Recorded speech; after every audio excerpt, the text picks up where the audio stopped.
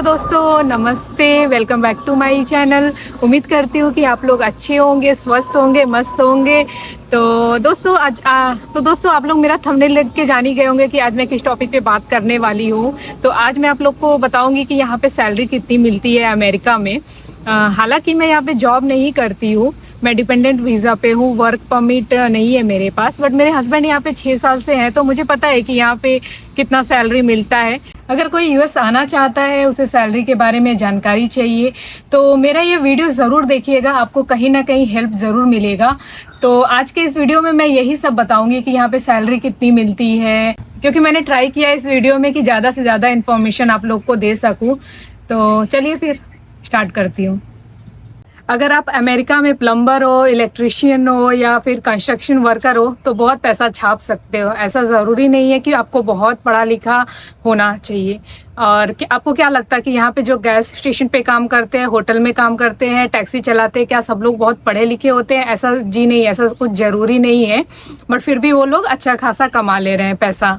यहाँ पर truck driver भी 32 लाख रुपए सोचिए साल का कमा ले रहा है। ये तो शुरुआत है, मैं मिनिमम आपको बता रही हूँ। यहाँ पे तो मैक्सिमम का कोई लिमिट ही नहीं है, आप ज़्यादा से ज़्यादा भी कमा सकते हो। ये पर्सन टू पर्सन डिपेंड करता है कि आपका स्किल्स कैसा है, तो आप उसी के अकॉर्डिंग कमा सकते हो। अगर आप ज़्यादा अच्छे खासे स्किल्स पे हो, आपको ज़्यादा कुछ आता है, तो आप कमा सकते हो, इसमें कुछ बड़ी बात नहीं है। और लेकिन हाँ, इसके लिए आपको वर्क परमिट होना चाहिए प्रॉपर। ऐसा नहीं है कि आपके पास वीज़ा ही नहीं है और आप फिर टूरिस्ट वीज़ा पे हो, तो फिर ऐसा नहीं चलेगा। देखिए दोस्तों, अब इंडिया से कंपेयर करूंगी तो इंडिया में क्या होता है कि कोई भी बंदा आपको एक अग्रीड अपॉन रेट पे सैलरी देता है। वो कम भी हो सकता है या फिर ज़्यादा भी हो सकता है, बट यूएस में ऐसा नहीं है। यूएस में एक मिनिमम सैलरी डिफाइन होता है फेडरल और स्टेट गवर्नमेंट से कि अगर आपने उससे नीचे पैसे दिए तो वो लोग प्रॉब्लम में आ जाएंगे, आपको उतना देना ही देना है। इंडिया में क्या होता है कि अगर कम पैसे भी देते हैं और किसी का मजबूरी होता है तो वो लोग काम कर लेते हैं उतने पैसे में। बट यहाँ पे ऐसा नहीं है। यहाँ पे जो आपको मिनिमम अमाउंट दिया है उतना देना ही है आपको। अगर नहीं दिए तो फिर जिसने भी आपको काम दिया वो लोग प्रॉब्लम में आ सकते हैं। तो ये बहुत अच्छी चीज़ है। और मैं अभी कमिंग जॉर्जिया में हूँ, तो यहाँ का जो मिनिमम रेट है वो $5 मिनिमम रेट बोल लीजिए या फिर मिनिमम वेज बोल लीजिए, तो ये $5 है। यहाँ पे लगभग $5 है। यहाँ पे उतना मिलेगा ही मिलेगा। आपने अपने ज़िंदगी में कुछ किया है, नहीं किया है, आपको कुछ आता हो, नहीं आता हो, कितने भी पढ़े लिखे हो, कुछ भी हो, आपको उतना अमाउंट मिलना ही मिलना है काम का। आप अगर काम कर रहे हो तो ये भी बहुत अच्छी चीज़ है कि जो लोग पढ़े लिखे नहीं हैं, लेबर हैं, तो उनको ये सब $5 मतलब पर घंटे के हिसाब से मिलेगा। और ये जो मिनिमम रेट की मैं बात कर रही हूँ ना दोस्तों, ये 1 घंटे की है। 1 घंटे का है $5। मिनिमम वेज जो है वो स्टेट वाइज वैरी करता है, लाइफस्टाइल पे भी डिपेंड करता है। जैसे अभी कैलिफोर्निया हो गया, शिकागो हो गया, ये सब बहुत महंगी सिटीज़ है, तो वहाँ का मिनिमम वेज जो है वो ज़्यादा है। जैसे कि 1 घंटे का $15 है लगभग कुछ। तो अभी आप बोलोगे कि मैं कमिंग जॉर्जिया छोड़ के कैलिफोर्निया में क्यों नहीं शिफ्ट हो रही हूँ, बट ऐसा नहीं है। भी कैलिफोर्निया कैसा बहुत महंगा है, वहाँ पे रेंट भी महंगा है, एक्सपेंसेस महंगे हैं, रहने की जगह हर चीज़ बहुत महंगा है। और जॉर्जिया जो है उतना महंगा नहीं है, रेंट वगैरह थोड़ा सस्ता है उसके हिसाब से कैलिफोर्निया के अकॉर्डिंग। तो इसके लिए अभी हम लोग इधर ही है। तो दोस्तों, टिप वाला बात मैंने इसमें इंक्लूड नहीं किया है। तो मैं आपको बताना चाहूँगी कि अमेरिका में टिप का बहुत ज़्यादा ही कल्चर होता है। चाहे आप सैलून में गए हो बाल कटाने के लिए, चाहे खाना खाने के लिए रेस्टोरेंट में गए हो, तो टिप देना ही पड़ता है। और ये जो टिप की मैं बात कर रही हूँ, ये मिनिमम वेज में इंक्लूडेड नहीं होता है, ये अलग से रहता है। रेस्टोरेंट में जो काम करता है उसको सैलरी मिलता ही मिलता है, और ये जो टिप है वो भी मिलता है। तो ये सब उसका एडिशनल इनकम है।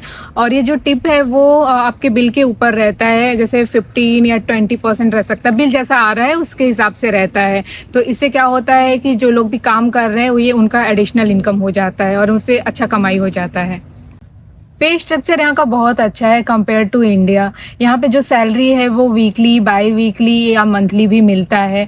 तो आपके एक्सपेंसेस के ऊपर है, अगर आपको ज़रूरत है तो आप वीकली, बाई वीकली मतलब आप अपने हिसाब से ले सकते हो कभी भी। कोई कोई कंपनी में पहले से ही डिफाइंड रहता है पे स्ट्रक्चर कि आपको कब मिलेगा, बट किसी किसी कंपनी में आपको देखोगे कि आपको बाई वीकली मिलता है। आपसे पूछते हैं कि आपको कभी चाहिए, वीकली चाहिए, बाई वीकली चाहिए या फिर मंथली चाहिए। तो जो बाई वीकली मंथली वाला होता है उसका मतलब है कि 15 दिन में मिलता है। तो यहाँ पे सब लोग मोस्टली 15 दिन में अपना सैलरी ले लेते हैं, तो वो बहुत अच्छी चीज़ है। इससे आपका जो खर्चा वगैरह है, अगर ज़रूरत है तो सब स्मूथ चलता है। फिशिंग कर रहा है ये बंदा, लड़का मछली पकड़ रहा है बैठ के।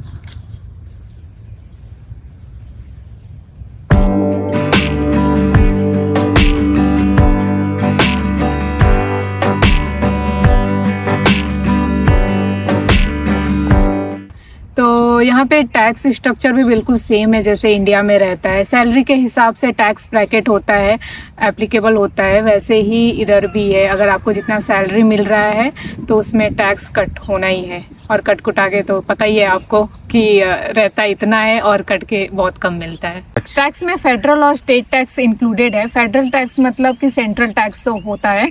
टैक्स सबको एप्लीकेबल होता है, आप चाहे डॉक्टर हो, इंजीनियर हो या लेबर हो, आप उसके हिसाब से ही आपका जो टैक्स होता है वो डिडक्ट होता है। यहाँ पे इंजीनियर को 60 लाख साल का मिलता ही मिलता है, उससे कम तो नहीं मिलता है। मैं इंडियन रुपीस में बात कर रही हूँ।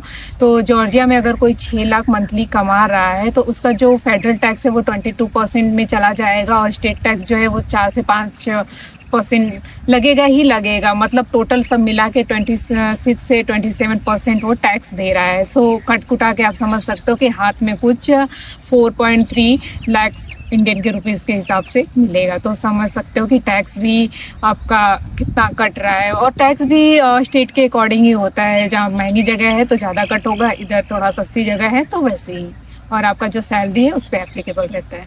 वैसे यहाँ पे स्टेट टैक्स जो है वो अलग अलग रहते हैं। दोस्तों, अगर मेरा ये वीडियो आप लोग देख रहे होंगे, वीडियो पसंद आ रहा होगा तो प्लीज़ मेरे चैनल को लाइक कर दीजिए, शेयर करिए, सब्सक्राइब करिए, ज़्यादा से ज़्यादा अपने फ्रेंड्स फैमिली मेम्बर्स को शेयर करिए। और हाँ, ये लाइक शेयर सब्सक्राइब बिल्कुल फ्री है, तो प्लीज़ भूलिए मत और आप फटाफट कर दीजिए इसको। तो मिलते हैं आपको नेक्स्ट ब्लॉग में। Bye bye, thank you.